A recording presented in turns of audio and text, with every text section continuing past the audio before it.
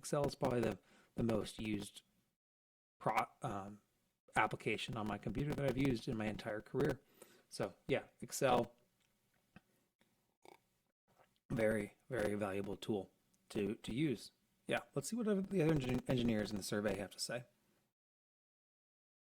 Yes, all the time. It's the most important application you can learn, followed by Word and then Outlook.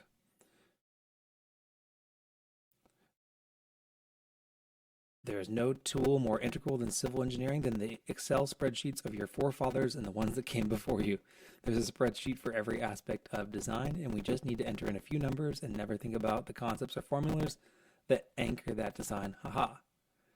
Like so many very popular engineering tools that are basically a GUI over Excel. All the time. That's all I do. Excel, Excel, Excel, Excel. I even use Excel as my calculator. Yeah. Excel is super valuable, so it's a great skill to learn.